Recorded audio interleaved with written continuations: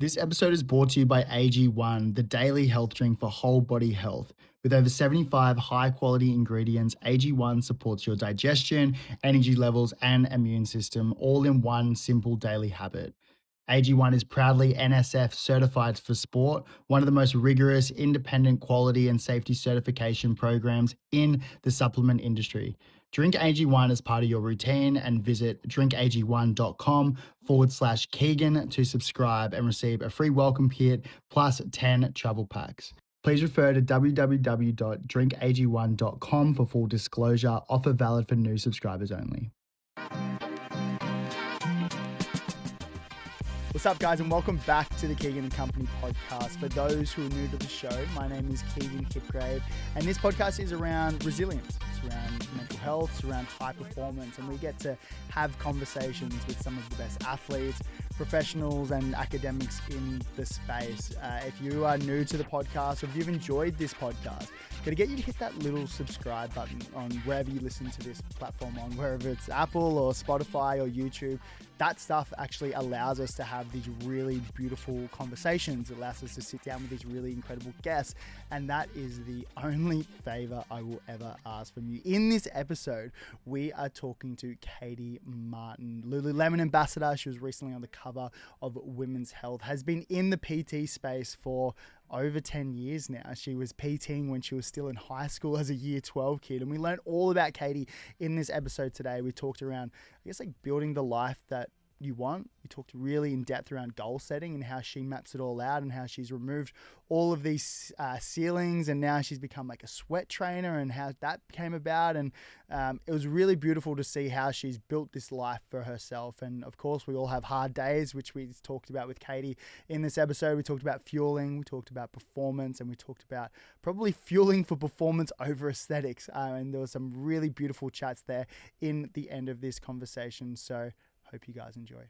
Tell me about the time, because you said you got chronic fatigue when at the end of year 11. Yeah. I've heard you talk about before that you were like PTing like in year 12 as well. So you were still in So I didn't really look after myself. No, because so you were still in high. Tell me more about it, because you were still in high school, but then you're PTing as if you were like a 25-year-old woman, right? Yeah. So I have come from a very, very fit and healthy family. My dad's crazy fit, and I just loved health and fitness. And as my sixth subject at school, I could choose to do my Cert 3 in Form Fitness and still get my OP, which is now a HSC or whatever it is. So I did that. I was like, yep, great, I can do my OP. And I was super studious, like academic awards, ducks 2 subjects. Which Loved 2 subjects? That. Fitness and business. Yeah. Surprise. So it was, and so I did my Cert 3 in Form Fitness, and I did my 3 and just smashed through it and just loved it. You know when you find something you love and it was done. I finished it probably 6 months early. And then I turned to my teacher and said, I really want to do my 4 because you can't train people one-on-one without your Cert 4. So I did that. And at the beginning of grade 12, I was a qualified personal trainer.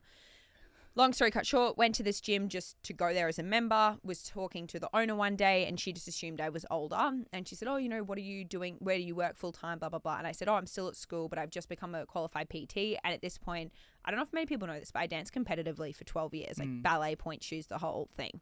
So, and this gym was a female-based Pilates-inspired studio. And she said, do you want a job? I was like, okay. I just said yes. I was just like, yep, sure. Anyway, fast track a few months, and I had a full client base there. I was starting at the gym. My first client started at 5 a.m. and then I'd work through till 8 a.m. And then fortunately, the school I went to didn't start till 9. I'd miss form class, roll in at the last minute to get my name ticked off, and then go into my first subject. And then we also finished, I think, at about like 2:33. And then I would go back to the gym from 4:30. I would take a teens class at 4:30 till 5:15, and then I'd have like either teach classes or privates until 7, 8 o'clock at night, and then just rinse, repeat Monday to Friday. And then I'd work a full morning Saturday from 6 a.m. until 1 p.m. It's a big day for a young girl. It was. My mum may or may not have caught me asleep. And so I have my license. My birthday's early in the year, so I have my Ps. I would drive home. And I'll happily say this. I had a 40% attendance rate by the end of grade 12. Wow. Still did well at school. Just because you were training so much? Or like it's because I was training. Well, I was working. I wasn't training. I mean, I had to physically do every class. So I actually didn't do any of my own training as such. Yeah. I just worked. And then I would just drive myself home. And there's photos of me either asleep on the floor of my classroom, and they just like and because I'd had chronic fatigue, I had all these medical certificates, so they weren't actually allowed to say anything to me, which is so naughty. Or I'd sign myself out of school and say it was a physio appointment and go home. I'm like fully outing myself. Like, what can they do 10 years on? Yeah, come get me now. It was so interesting. So that's how I started. And then the boss said to me, she said, look, you don't have to outrightly lie, but if people want to assume that you're 25 and at university, let them assume that, and don't ever show up in your school uniform. So I used to drive, park around the corner, get changed in my car, and then drive back and park in the normal car park, so no one saw me in a school uniform. Is that just because they like a respect thing almost, or like a, what do you think of that? Well, I think there's like a trust thing. Yeah. I think like people were paying, I think they were paying about $100 a session. I got half of that. The other half went to the gym. And they're paying a 17-year-old who's still at school. And these people are in their 30s, 40s wanting to trust in someone, a professional, which I was qualified. But I don't know, even me now, if someone said to me, oh, I've got this amazing trainer, they're 17. I'm like, no thanks. Yeah. Like, what would they know? So I do get it to an extent now. And I got it then as well. I was like, yep, I don't care. Kind of ties into the conversation or the thought around like that hard work and discipline place, because I think that's like where my head is starting to go. Like where did this come from? Like where did all this hard work come from? Like, you know, you've had so much success now. You know, you're ambassador for Lululemon. You're on the cover of Women's Health, which congratulations, so exciting. But it's like you see all that stuff, and it's like, oh, that doesn't come off the back of just getting lucky. Like you've had 10 plus years of hard work. I'm sure we'll talk around consistency and long-term stuff. But that hard work piece, do you reckon you just like fell into that where that girl just offered you the job, or had that always been a theme throughout your childhood? I think it's definitely been a theme. I come from a very, very like high achieving, hard-working family in the sense that, you know, at times it comes at my own detriment, or like it's probably one of my biggest downfalls is that I don't know when is enough. And I've seen that in my work. Like I'll achieve something, aka women's health. And for a minute, I'll be like, okay, but what's next? I've seen it in relationships where I'm dating someone. I'm like, okay, this is good. This isn't enough. So I've definitely been raised with a family of very high expectations, but in saying that, it was never, if you don't do this and, you know, like you're not good enough. But I remember when I told my dad that I wasn't going to go to university and I was going to pursue personal training. And he looked at me and he said, and I'll also add in, I'm the youngest of 4 kids. And my brothers definitely broke the mold a little bit for me. So when it came to me, they were like, oh, honestly, whatever at this point, sort of. But I said to Dad, I don't want to go to university. I'm going to go pursue being a personal trainer. And he said to me, babe, that is fine, but don't think for one second your lazy ass will be sitting on my couch. So if you're going to go be a personal trainer, you're going to go be the best personal trainer that there can be. And I was like, and then he said, and if you're not, you're going to university. Because, you will not be sitting on my couch.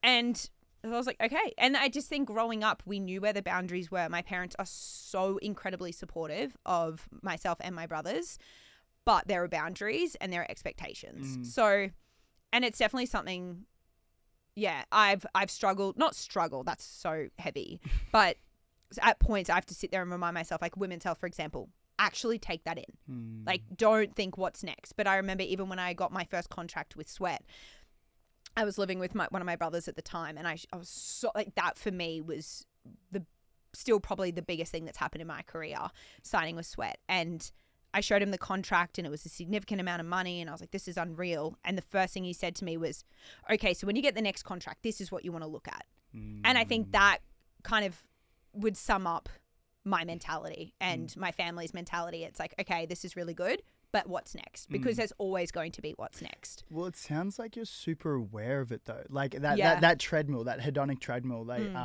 there's a heap of literature around like getting off that hedonic treadmill. And we always get stuck on it. It's like that if then model, like if I get that new house, then I'll be happy. If I get that new contract, then I'll be happy. If I get that next contract, then I'll be happy. But it sounds like from everything that you're saying, like you're super aware of that treadmill. Yeah, I'm very aware of it. But then how do you find you still get stuck in it?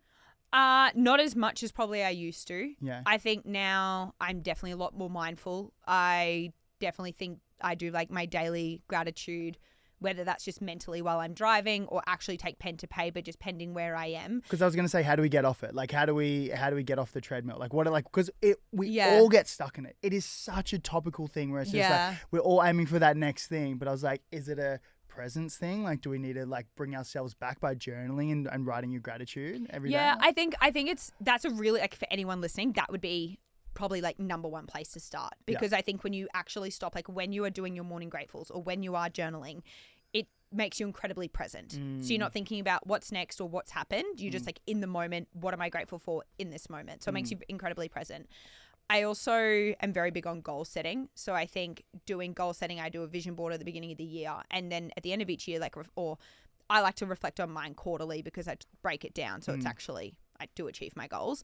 But when you look back at the end of the year, you go, oh, I set out these things, and these things at the time were completely unattainable, and I've done them. And I think that makes you also realize, like, you are in the now of what you once wanted. And even, you know, with social media, it's fun to make like these recap reels and this and that, or like, once I was this and now I'm here. And I feel like even though that's like silly and fun, it does make you realize that one day I was dreaming of, I actually did, you know what I would even say?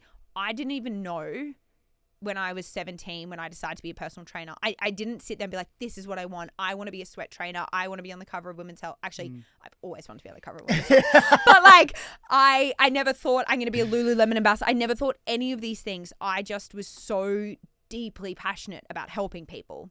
And everything that's happened on the back end of that is just a byproduct of me doing what I love every day. But yeah, it is hard. You have to actually sit there, and I have really beautiful friends and my family around me now to be like, just take this in. And like my best friend Sophie is the first to always be like, we need to go out and celebrate this. Like, you got your Women's Health card, we need to celebrate. You're a qualified nutritionist, we need to celebrate. I'm like, okay, yes, we actually do. Yeah. But I think that also comes in from an element of, and you'd probably agree, being Australian, this tall poppy syndrome. Yeah.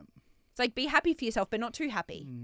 Push hard, but not too hard. Don't make people around you feel inferior. Like, it's this interesting complex. There's like two themes that like emerge out of that I really want to dive into. One was like building the life that we kind of want. Yeah. But then probably a lead in from that is like that goal setting piece. Yeah. I really like the way that you said every year I sit down and I write my goals. Can you flesh that out for me a little bit of like what actually that looks like, and then what are your fun goals for this year as well? Okay. So I will open up I'll probably start pen to paper and just brain dump a heap of things. Everything you want. Everything I want maybe it's, I want to be really organized in my grocery shopping each week, and then it can be through to like really ambitious, like once a year activities, i.e. a marathon time. Last year it was buying a property, like, you know, so it could be like day-to-day things all the way. It could be literally anything. It makes no sense. Different categories, like. And there's no water to it. It's just full brain dump. Love. And then from there, I take it into a Google sheet. I'm extremely type A. And then I break it down into like quarterly goals or where that goal might fit into throughout the calendar year. And then I'll break it down into personal, financial, and work. Yep. And then so I'll have 3 goals per quarter. And then depending what it is, then it might get broken down. And then I like to, this is a hack, I throw it into chat. And I'll be like, this is my goal. Break it down into a month. Oh, it depends. Like if it's, say it's a yearly goal, like one that falls in once every 12 months, I'll put it in saying, break this down into a quarterly, monthly, weekly, daily system to allow me to achieve this. That's so cool. I've never heard anyone do that, but Really? I'm sure they would. It makes so much sense. It's so good. So then I like get this huge ambitious goal broken down into a daily habit. So okay, for example, you want to save X amount or you want to buy this, then it breaks it down into what you need to do, either how much money you need to make on a weekly basis or how much money you need to save, depending on what the goal is.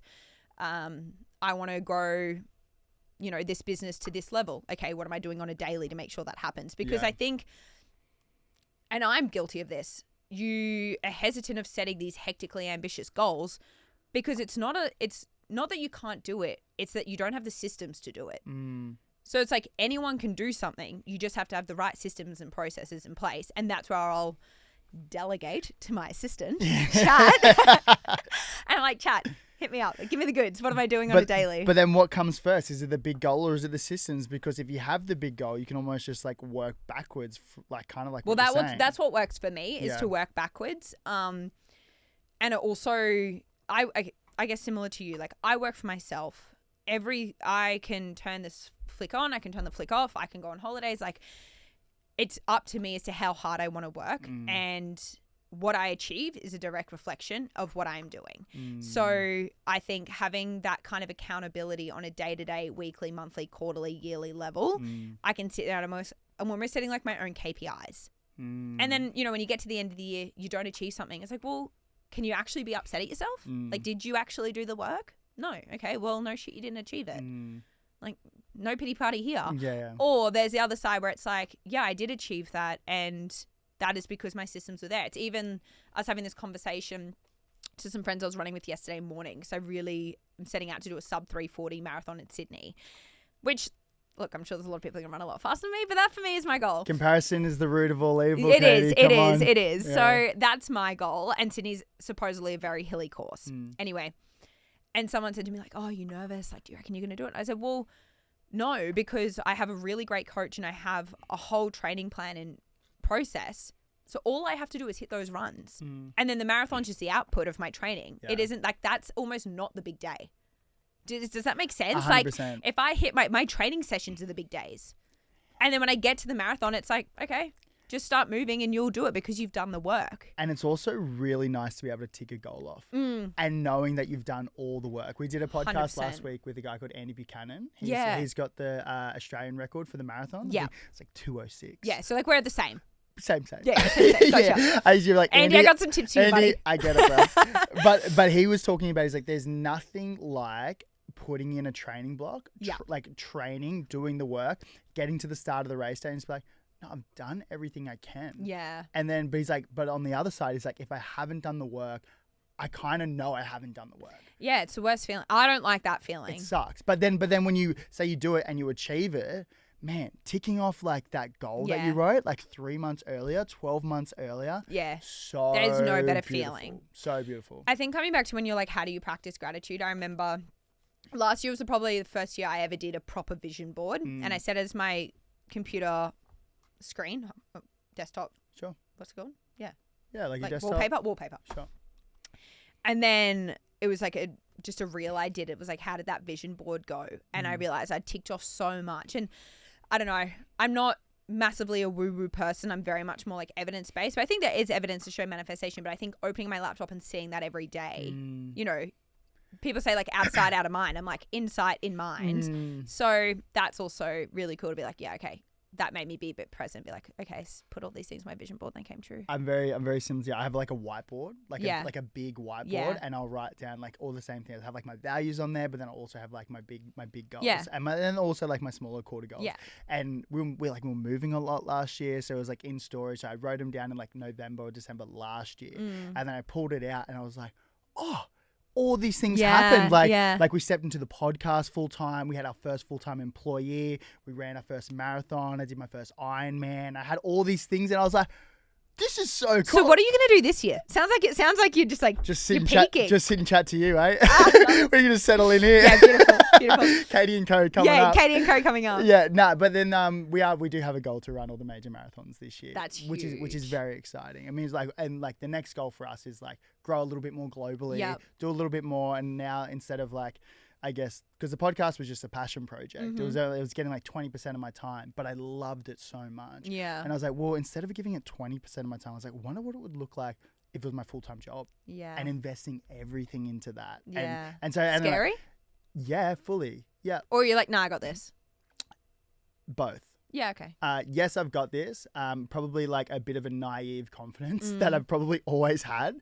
That's great. I think it's good. But then to be honest, like I think the financial piece is definitely can be like a bit of a stress sometimes because you're taking the step where you're like, oh, I've got a really like steady income. It's really great cash. But then you're stepping into something that it's not just me. Like if it was just me, it's fine. I could like, I've got a beautiful troop carrier. I could live in the back of my car. It is beautiful. I could do that very easily. Yeah. But then when you have like a couple contractors that you really care about and you've got your first time full-time employee and you've got a partner and you've got all these you've got people relying on you.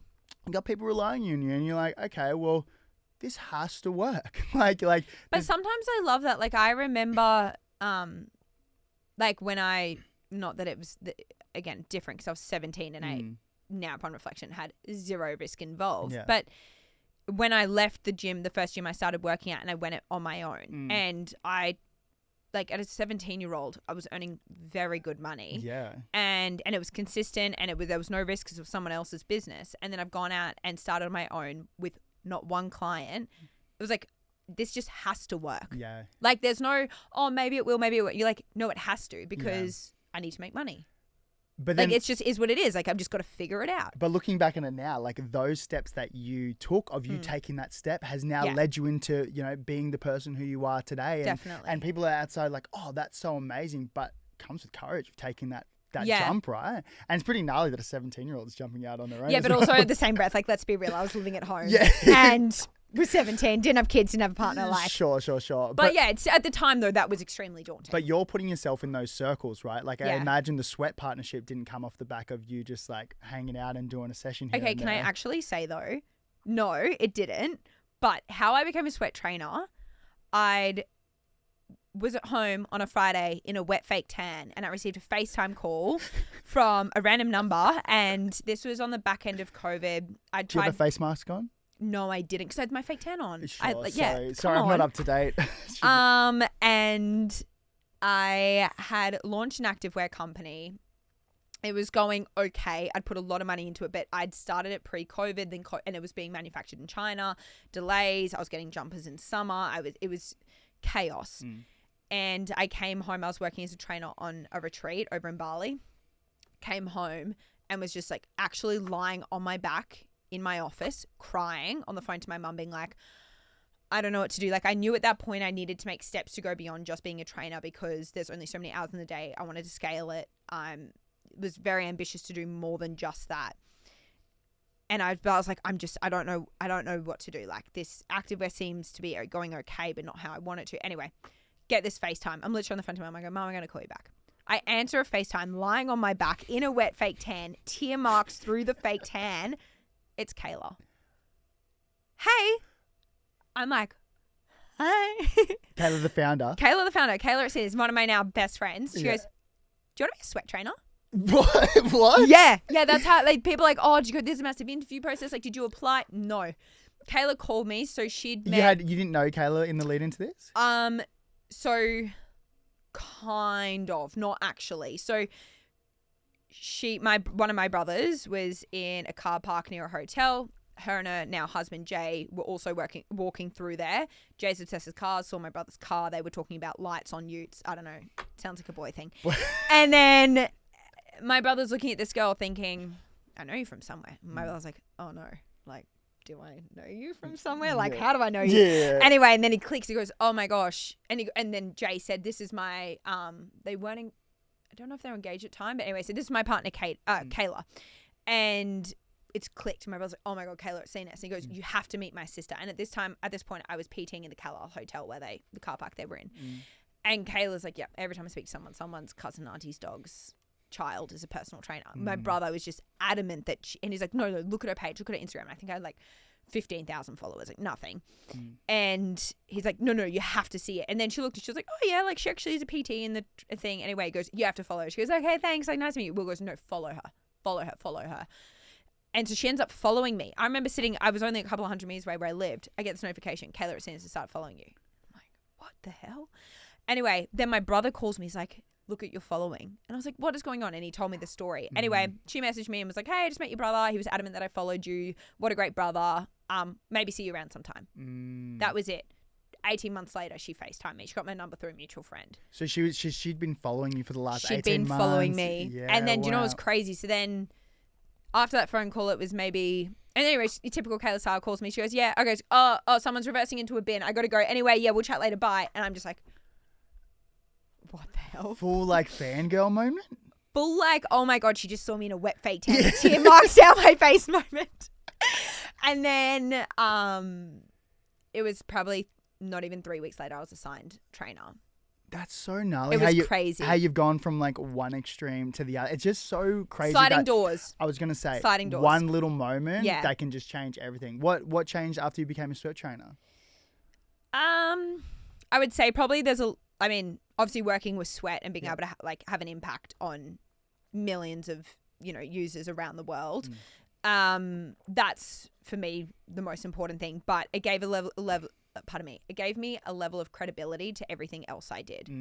It gave me just that kind of, I'm a sweat trainer, and it just beyond just a girl from Brisbane. Sure. You know, not much on a day-to-day changed.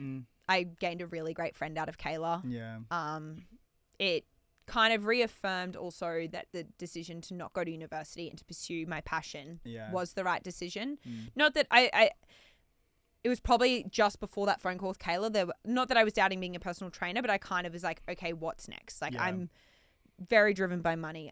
I've always wanted, you know, a great life and all those sorts of things. And it just, at the time I was like, but I only have so many hours. And it was frustrating me that I couldn't see any more clients. Like at that point, and it sounds like the training wasn't going well. The training, I think at that point, was actually making me some of the most money I've ever made in my career. But I was also on a gym floor. First client starting at 4:45, 5 a.m., which meant if I wanted to train, I was getting up at 3, training before work, which is, I'm not encouraging any of this, by the way.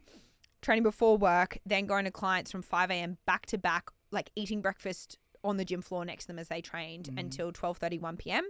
Going home, trying to do life admin, emails, get back to clients until 3:30. I'd go back to the gym. I'd start with school kids after school, and then I'd work through till 9 o'clock at night, and then just rinse, repeat. I was probably like, my gut health was shocking. I was probably 7 kilos heavier than I am now. I wasn't hardly training I was training in the mornings before gym, but they were like 30% sessions because I'm so tired and so burnt out. And I actually started at that point, although heaps of clients, heaps of like, just like I never worried about money coming in or anything like that. I was so dissatisfied. And it's funny because as a 17-year-old girl that just became a PT, all I could have ever dreamed of was being a booked out personal trainer in the Carlisle Hotel with this massive wait list of people. But I got to that point and you feel like, you know, confetti's meant to explode and the red carpet rolls out. And I was like, I am so dissatisfied. So dissatisfied. And then I think, so signing with Sweat gave me this new kind of lease on life with it and gave me the ability to see people beyond just the gym floor and gave me a little bit of breathing space, I guess, from just the in-person one-on-ones so I could fall back in love with that again. Do you think you need to get to the top of the mountain in order to realize what you really want? Because you know how, like you said, that 17-year-old girl would have loved to be like, have a packed out guest list at the Carlisle Hotel, like working with all these brands, and obviously had to do the hard work to get there.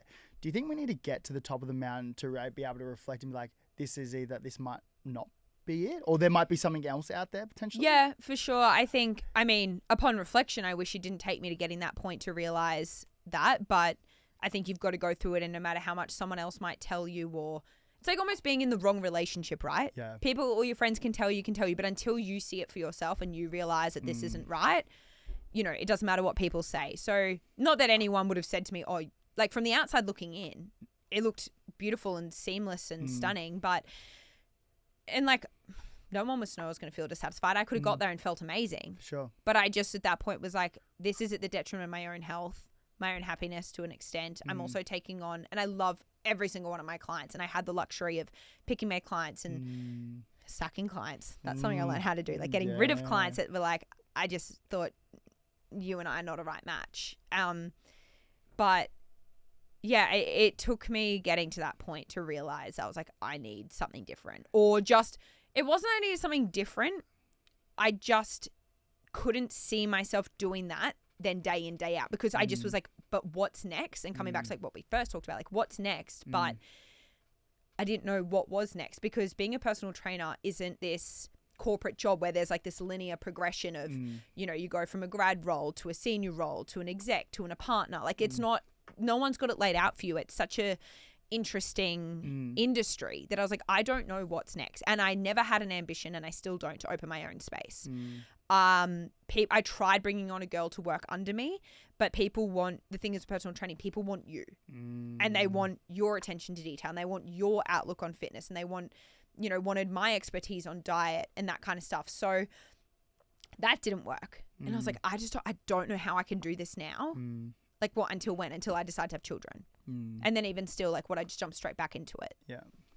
What does it look like for those people who are trying to figure out what they want to do? Because that is a huge conversation, right? Like, imagine so many people look at you like, oh, you're in your flow. Like, you know, you're doing all these things that light you up. You know, you talked about helping people like that.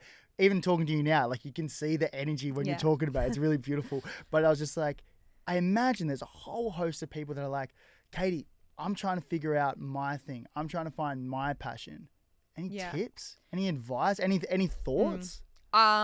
Yes. And I think the advice is going to resonate with different people in different ways, depending how you think and what, you know, helps you. I think there's an amazing book called, is it Find Your Why by Simon Sinek? I think that's how you pronounce his last name. That is an incredible book. And it actually gives you tangible steps at the end to break it down, to apply what you read. And it's all about like, if you can find your why and your reason as to why you get up in the morning and what you do, it'll make it a lot easier to find what you're passionate about. Yeah.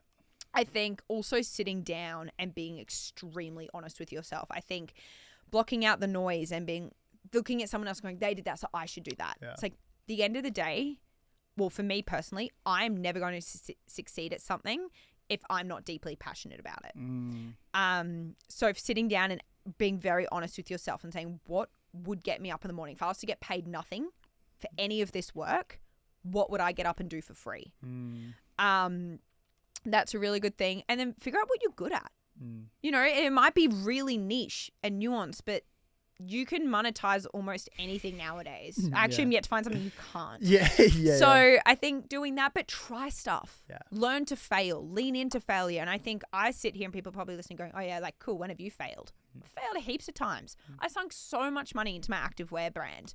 I've stuffed up with clients before. I've, you know, ended partnership agreements that from, again, the outside looking in, like there's things that have failed. And we, you know, even talking about the vision board before, like, oh my gosh, I achieved so much last year.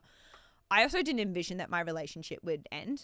I didn't envision that I would be moving twice in 1 year, living in a different city by myself. I also lost my license last year. I went 10 months living in Sydney with no license. That's the first time I've said that publicly, but we can talk about it now because I have it back and we're in a better place about it. But as much as last year was so successful, there was so many moments where I was like, I call 2025 my character building year. Why was it so character building? I would say I had a pretty protected childhood in the sense that I didn't actually fail that much in my childhood. I'm so grateful to my parents. We had a beautiful upbringing. And then through business, you learn to fail. Like I just said, like I've lost money and all that kind of stuff. But I'd always had my mum a phone call away, a 5-minute drive away, a 10-minute drive away. I had the most beautiful friends. I had a whole client base. I had consistent income that I never thought about. I'd turn up to work with clients. It was autopilot. Like it was just I was in my flow state in 2024. Life was just easy. I was traveling. I was doing this and that. It was sweet. Moved to Sydney, lost my license in the drive down. So from the moment, like I didn't even have my license when I got to Sydney. I was living in a place, like a part of Sydney I'd never been to before. It dawned on me, I was like, I don't have friends here. Like I'm 26 and I don't have a friend here. That puts a lot of pressure on the relationship I was in. I also realized how much, it's funny because I started PTing less and less over the years, probably over the last 5 years. I've each year probably PT'd less. And then when I moved to Sydney, I was like, I'm not going to PT anymore. And I didn't realize how much of my identity was tied to that. So I definitely had like a level of an identity crisis where I was like, who am I?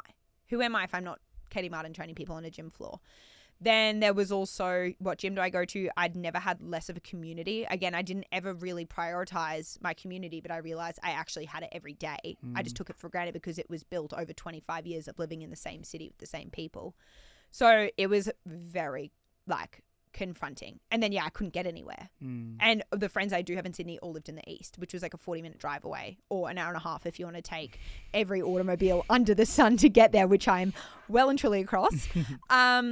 So it was hard, and like it put a lot of pressure on the relationship that I was in because I was heavily reliant on my partner, and he was amazing through it, but it just got to the point where I was like, I need to sit down again. I need to sit down and figure out what makes me happy. And if it's not personal training, and I knew I didn't really want to pick that back up, I knew I needed to, similar to your podcast in the sense, like I was still giving time to it. And I was like, if I don't give time to that and I put it into something else, what could that something else look like?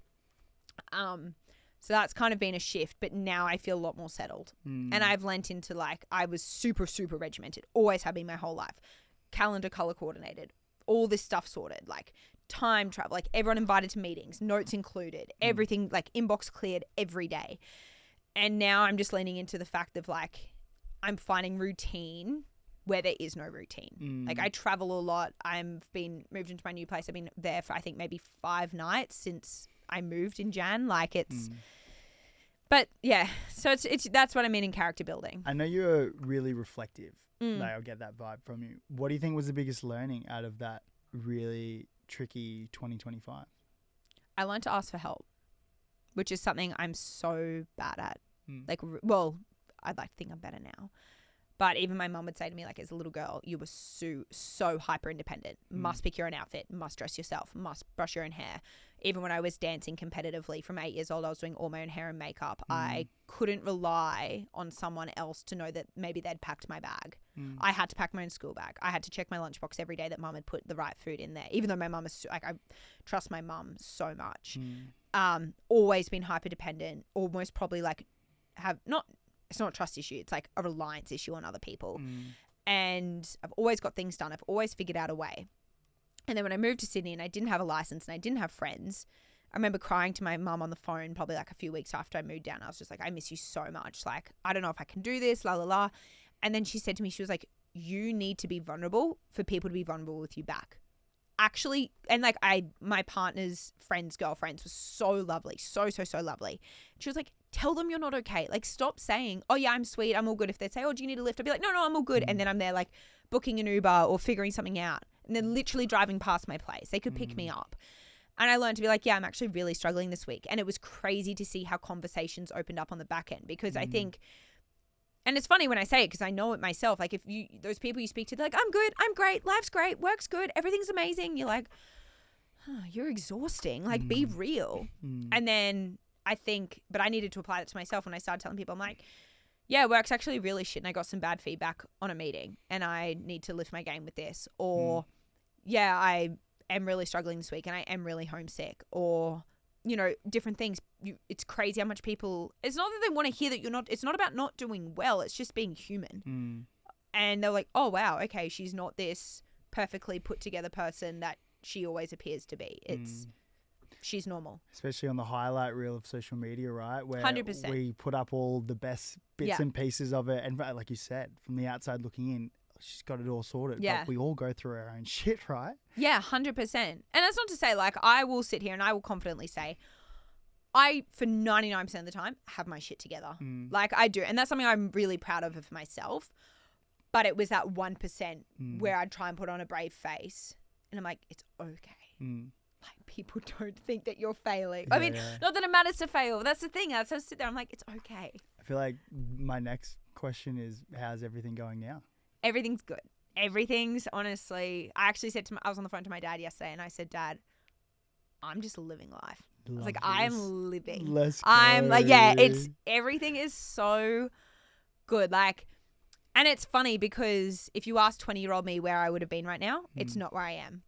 And 20-year-old me, although I'd be so proud of all my career choices, would have thought I was married with 3 kids. Okay, 20-year-old you, just so yeah, I'm living. I've just moved into Bondi. I've got a beautiful place of my own with a nice home, like office setup. I think I've really also found my friends. I think your early 20s is interesting with friends, and also because I don't know if you ever found, like you found this, like with your footy and then leaving footy and going out and doing something on your own, it can really ruffle the feathers of those around you or like who you think are your closest friends. And it doesn't mean they're bad people. It's just where people are at in their lives. But I think because I was always around older people, because I was training older people, and they were generally the ones that had disposable income to afford personal training. And then you're looking for mentors and people that are also in business. They're generally older than a 17-year-old. I've always been around older people, but then, you know, you move cities as well. So I kind of lost my high school friends. I didn't go to uni, so I didn't have that uni life and those uni friends. Then I had older friends, but then there was this awkward gap where they all went and had families and kids, but I was still actually only 19. And then, I've moved cities. So you kind of shift your friends. Like my core friends have stayed the same, but I feel like I finally at that stage where everyone's like, you know, people have started to realize that their high school friends maybe aren't their best friends anymore. They're just friends because they're at school together. And everyone's finding people because they actually want to be friends with those people. And well, it's also like you probably know yourself a little bit better as well. 100%. And you want to hang out with people who have the same values as you. Exactly. And like I'm, you know, I set this goal at the beginning of the year. I was like, I want to be, you know, for the most part, the most unfit person in the room. I want to be the slowest runner in the room. I want to be the dumbest person in the room. I want to be the least successful person in this room. And I'm like, if I'm constantly putting myself in those rooms or those circles, I'm only going to get better from here. So I used to run always by myself. And I think that was a combination of I was always training people and I needed my alone time. And again, hyper independence. I didn't want to rely on someone else. I didn't want them to rely on me. I was like, I just want to go run on my own. And I've really lent into, I mean, it's only been a couple of weeks since I've been back in the swing of things after Christmas, but I'm now asking to run with people that are so much better than me and saying to them like, hey, look, this is going to be a slower session for you. I can't keep up with you, but will you run with me and push me to go, even if it's 3 seconds faster than my training plan, you know? And everyone's like, yeah, of course, easy. It's surprisingly how much people are willing to help you when you put yourself out like, yeah. There, like and everyone's, I have yet to find someone that's like, nah, you're slow. Nah, man, to the back. We're going to drop you. To the back. Yeah. That's a really interesting piece, I've like, I've started doing that. I'm really intrigued to see how my running goes. And again, so far, touch wood, and I know running's not always linear, but my coach actually messaged me yesterday. She was like, you're doing really well with your training. Yeah. Like, you're above all your goals. You're doing, and not to the point where I'm breaking myself, but just that little bit faster and having people in your corner that are like, no, you got this. You got this. Like, let's go. Come on, pick up the pace a bit. You're like, okay, I got this. Yeah, I love that. I did. I think I was telling you we did a kind of like a paddle run with Kane. The other day, and like I used to do surf club back in the day. I haven't been on a paddleboard in about 10, 15 years. Yeah, my back was cooked and I had rash all up underneath my boobs. Rash. Yeah, it was gnarly. Had a boob rash. Big boob rash guy. Anyway, it was we got jet skis like dropped us like 4Ks out into the ocean. Yeah.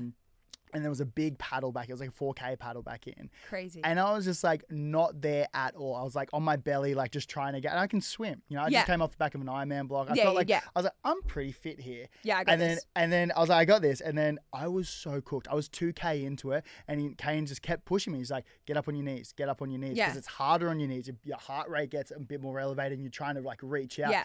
And I'd go back to my things like, get back on your knees. And he was pushing me. And then after I was like, I had this like rush of like dopamine and endorphins. But it's this thing of like, you did it. I did it. You did it. Yeah. But it comes back to what we were talking about earlier in the podcast. It's like, I have no other option. Yeah. I mean, like you obviously had the jet skis there, but like, I've got no other option. Like, I've got to make this work. 100%. I've got to do it. And then you get there and they're like, you're so elated. You're like, oh my God, I did that. Yes. And like, yes, he encouraged you, but he wasn't pushing your board. He wasn't dragging you. For sure. It's a good feeling. And then for that next time, it's that little bit of confidence like that you've got for that like last time that you build. And then like, imagine if you compound that over 10, 15 years. Like 100%. I know it's like, I think the very first thing I said on the podcast was like, I look at you and I look at like consistency. Yeah. Like you've been doing this since you were 17 years old. And now look how far you've come over the last 10 plus years because you've been showing up day after day after day. And it might be a little bit different. Like it's almost like discipline without perfection. It's just 100%. Like you're still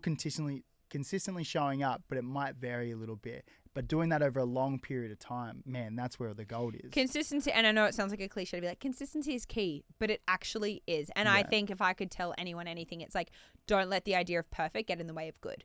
Because I think people have this idea of like, oh, if I can't create this content perfectly, I'm not going to post. Yeah. If I can't do the gym session perfectly, I'm not going to go. If I can't eat perfectly, well, I'm just going to eat shit. Yeah. No, just do your best because doing your best at 80%, like if you're at 80% for years on end, it's going to far outweigh being at 100% for 1 week and then at 10% the following week and, you know, up and down. So, God, some days I sit there and even I was on the phone to my mom. God, I feel like I'm on the phone to my mom. Can we get the mum on the podcast? I love my mom. I was just saying to her, I just got back from Singapore. I mean, you saw me this morning at the gym. We're all a bit jet lagged. Good morning. Can we get a couple of coffees here? Good morning. Can we have a coffee, thanks? Yeah, Singapore was unreal. But we all just got back 2 days ago and it's a 3-hour time difference. The mornings for me are I'm a bit... Anyway, but I said to Mum yesterday, I said, look, if I just get anything I get done today is a bonus. Like I've got through my absolute reply to emails, get on the meetings that were in my calendar, and anything on top of that in terms of like my retreats or whatever else it is a bonus. Yeah. And that's how I look at it. Some days I'm like, don't set yourself up to fail. Don't set this highly ambitious goal knowing that you're completely exhausted. You're running on basically no sleep because you've just had an overnight flight. Just show up. Yeah. Just show up, make a list of like things you can do that you know are achievable and just get the ball rolling. 9 times out of 10 you end up actually doing way more just because you're in the flow. Yeah. But yeah, just start. I remember there was like, typically when we do these trips to Sydney or Melbourne, we like try and pack as much as we can into them because we're not here. Like we're here maybe like once a month, which is still great. But it's like you want to see as many people as you can. You want to train, you want to do podcasts, you want to feature on podcasts. Yeah. So it's really busy. Yeah. And I remember there was this one time where I was just like, I didn't want to go. I think it was like with the Whoop crew. I think it was just like, it was like a dinner the night before. And I was just like, I'm so tired. It's like the last thing that I could do right now. Like, I was just like at capacity. You know, when you're at capacity, I was at capacity. And then I ended up saying like, look, pretty incredible opportunity. I was like emceeing like their relaunch. I think it was like a couple of years ago. Really beautiful. And for me, that was like play the montage. It was a big step for me at that time. Yeah. And I was like, oh, I'll go down. And I ended up meeting like a few of the crew. Taylor Harris was there. Cool. AFL player was there. They're like head of marketing and brand who like is over in Boston. He was there. And I just met like amazing people who are now like all really good friends. I'm like, imagine if I didn't do that. I know. I imagine if that didn't come off and it was just like that tiny littlest push. I was just like, okay, I could have very easily gone to bed and capped out. But I was like, okay, no, I'll push out. I'm probably not going to be my 100% version of myself. It's probably like a 50, 60% version of myself. Yeah, but you were still there. But I was still there. You still showed up. And like the things that come off the back of it, I think is like so incredible. But how do you balance that? Because it's something I definitely experience. Like when and you don't want to sound ungrateful when you're like, I can't be bothered. I don't want to go. And like, I'll be away on incredible brand trips like Lululemon or last year I went to San Fran with Apple and all these different things are insane, like full pinch me moments. Yeah. And you're sitting there going, I've got zero. Yeah. Like, where do you learn? Maybe not so much on those trips themselves, but like I find even weeks here when you've got different events you're invited to. And again, so grateful. And it's amazing that that's work. Yeah. But how do you balance it? Because my social, but like when I'm with people, I give 100%. Yeah. But how do you draw that line? Because I struggle and then I'll be sick. I was about to say I call my mom. Call my mum and I need to stop saying that. I'm definitely not like the right person to ask for sure. Like like my partner can probably attest to this. She's smiling at the minute. But like I will definitely probably push it. But then I also think I get to the point where I was thinking the other day where I was definitely at capacity as well. And I was like, geez, like what a privilege to be tired doing the thing you love. Yeah, you're so right. What a privilege to be exhausted and at capacity for one thing that you wanted so badly. Like this, like I never thought that we would be able to do this podcast on a full time, let alone like being able to do it on a global scale this year. Like that wasn't in my sphere. Like it'd be cool. Like of course, like dream big, have like a big faith eye image. But I was like, it was like that little bit further away. Now we can actually do it. Yeah, you're right. It is a privilege. It is a privilege, but then it is that really fine line of trying to find that balance of like, okay, I actually am pushing it. But I think it does come back to the awareness piece. Like, there are a few things that I will like try and make note of that like if I'm not showing up for certain things, and I've got my priorities, like my family and my partner, and like that is always number one. Yeah, friends, like even like my closest and dearest friends, if someone needs me, I will be there. Podcast, training, everything will come second. Yeah, work will probably come second. Like work is the podcast and growing that's definitely fun for me. Training comes third. Yeah, like I live training. I'm a big trainer. Like I probably assume a lot of my identity is tried to train. Yeah. But I will happily miss a session if there is a really cool podcast guest or if there was a family member that needed me. Like I think it's a list of priorities. Can I ask though, but do you think that you are happy? Because I have this conversation with people a lot. Yeah. Do you think you are, quote unquote, happy to miss a session because you train in a way that is set up for longevity, where you're not chasing a caloric burn, you're not calories in, calories out every single day. Yeah. You have, an extreme amount of lean muscle mass. Your caloric burn on a day-to-day is great. You're generally an active person. You live on the Gold Coast. You're moving. You're in sunlight. You're in the ocean at some point. Do you think that contributes, or you're just like... Well, the thought doesn't even go that far. It's just I have other priorities. It still, don't get me wrong, it still burns me when I miss a session. Yeah. Like if I don't get like my 2 sessions in the day, I'm like... 2 a day? well, not every day, but most days. Yeah. Well, like in Ironman prep. Fair. Ironman prep was big. And like, so yeah, if it's like a gym session, and it might be like a stretch or a yoga. So it's not really big, super like high sessions. Still important sessions. But I've heard you speak about this, about having like flexibility. I know you talked about flexibilities with goals because it lets opportunities come through, but also like having that flexibility with your brain where you're not so strict and routine, because it does burn a lot of energy just like putting that pressure on yourself to be like, I have to do, if I don't get my 3 sessions in, or if I'm doing a session at 10 o'clock at night, that's not going to help. No, it's not. Like sleep always trumps smiles. Sleep trumps everything. I love that. Sleep trumps everything. I mean, I can't even pick between nutrition or sleep. Which one's more important? Probably nutrition, because nutrition impacts your sleep. But sleep is so important. But I think, 100%. I train, like I said at the beginning of the podcast, I train and eat and live with the idea of longevity in mind. Yeah. Will sacrificing my sleep to get up to do a session actually benefit me in the long run? Is that allowing my body to regenerate and replenish cells? Is that allowing my body to create more lean muscle mass, to regulate my hormones, to rest and digest?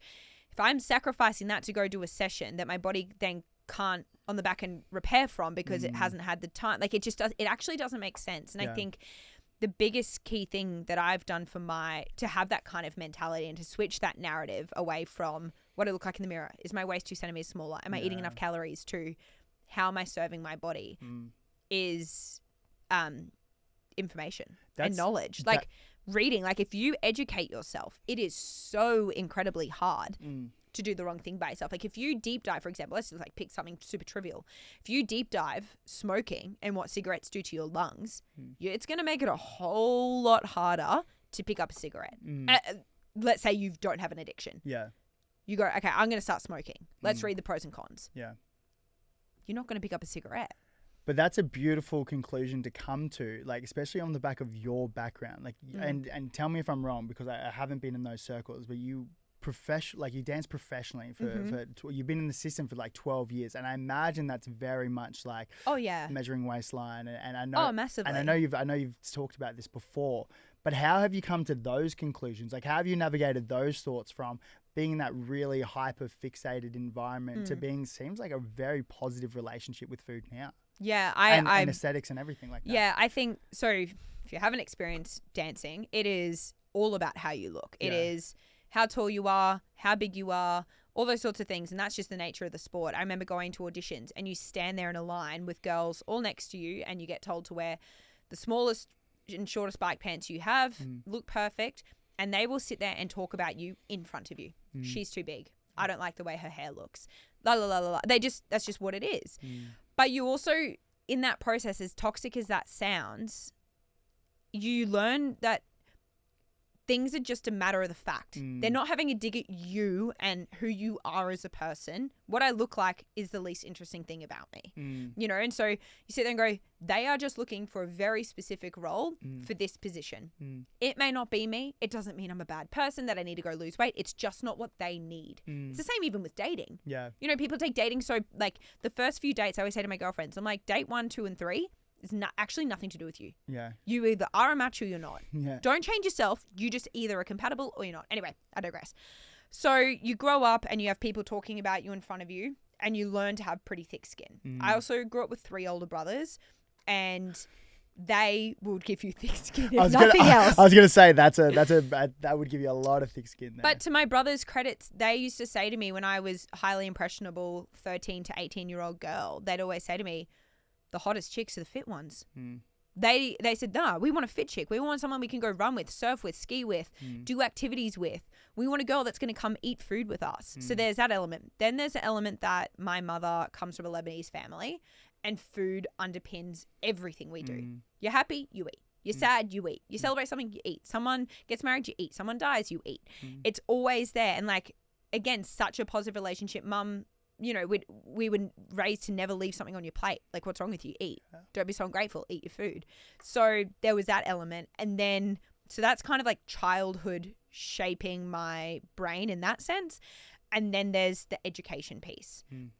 Layered with the fact that I was so sick in grade 11 and 12. So I learned so much about my body, so much about gut health, so much about my microbiome, how much your gut health directly influences your mental health, all these things. Then it also, so there's that part of it where I educated myself to the point, listened to so many podcasts, all those sorts of things where you're like, I just simply at this point cannot do the wrong thing by my body. I cannot not eat to support my muscle growth.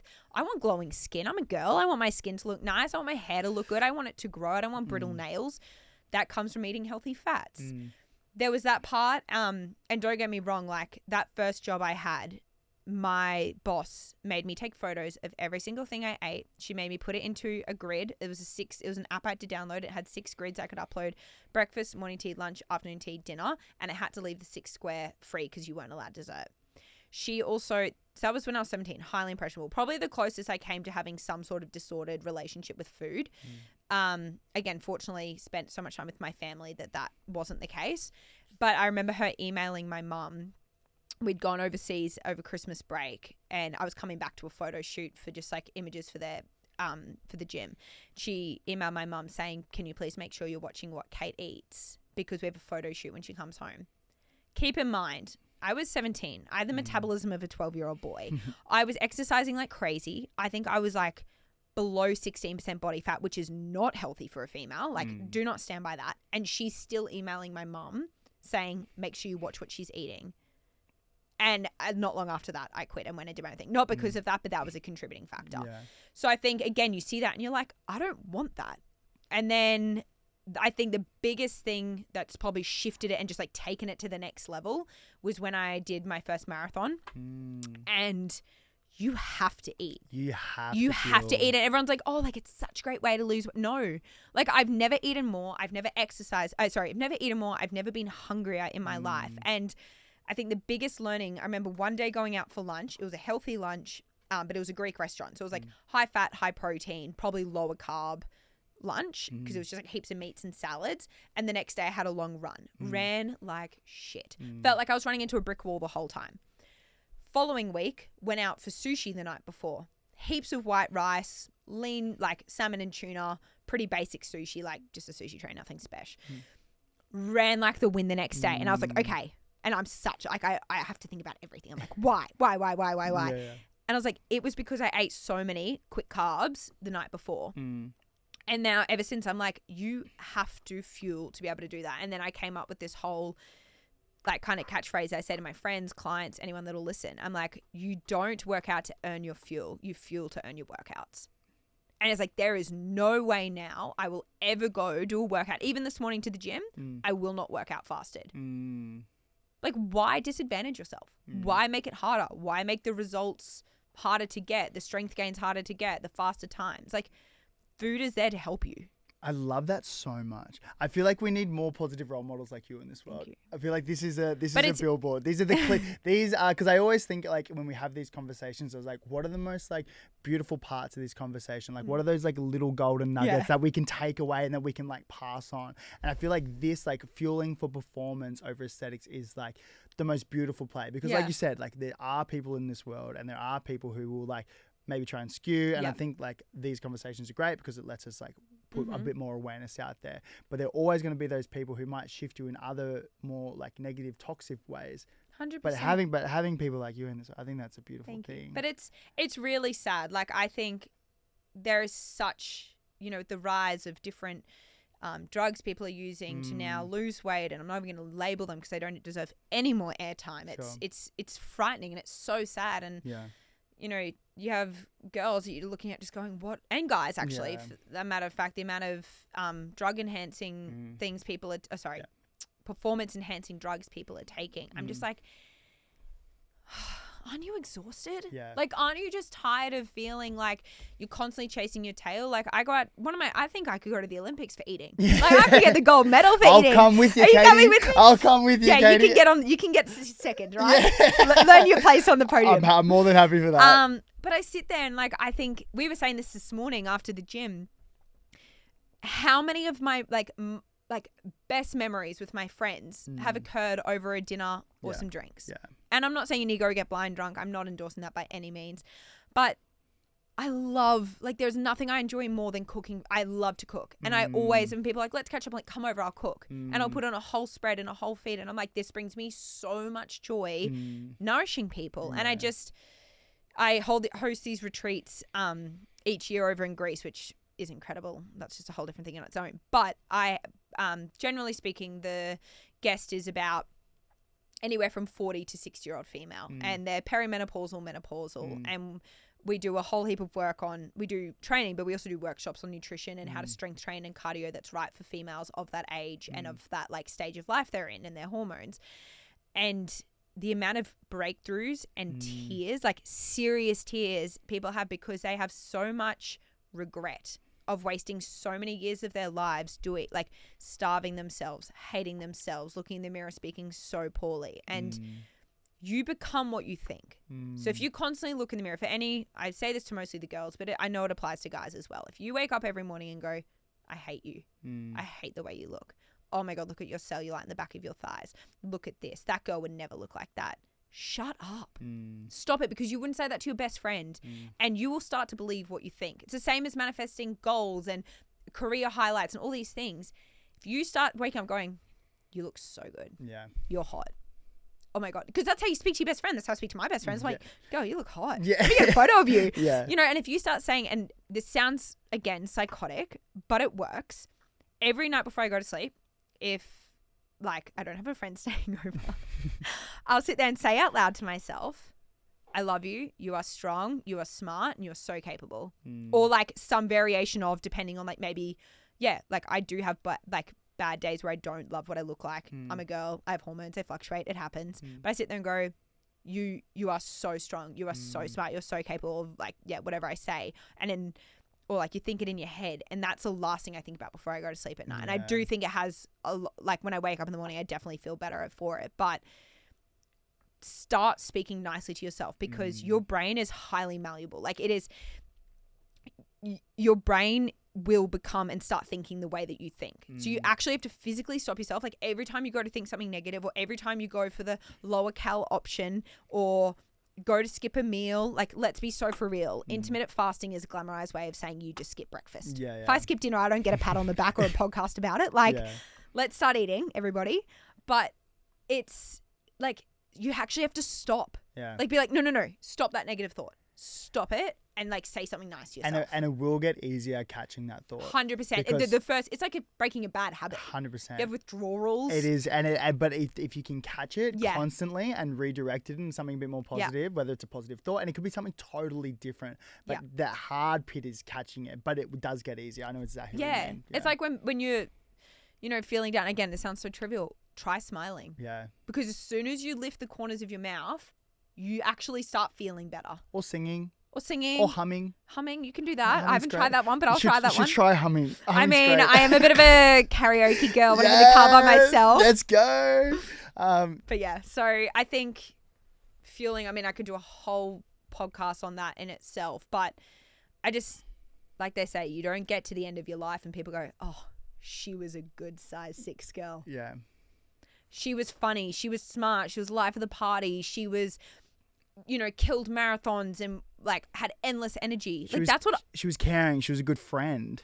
All these things. She had so much time for me, so much empathy. That comes from showing up for yourself first. Yeah. So no one sits there and goes, oh, she was so good at skipping breakfast. Yeah. What? 100%. Yeah, so I don't know. I don't know. I do know, and I could speak for hours on fueling. Honestly, we could do a 3-hour podcast. Yeah, I reckon. But I think if you were struggling with food noise, and I completely understand why social media is a crazy place, and there's so much noise out there, and this is what I eat today. This is what I do. Sign yourself up for some sort of event, whether that be a high rocks, a marathon. It doesn't even have to be that. Go do a 10K run. Go do something. Because when you start to shift your stuff towards goals, you're like, okay, what are the processes? Again, put into ChatGPT. I want to run a marathon. What are the steps I have to do? Guarantee you it'll tell you have to fuel. Okay, how am I fueling? You have to do these things to achieve that goal. And it completely shifts the narrative. Yeah.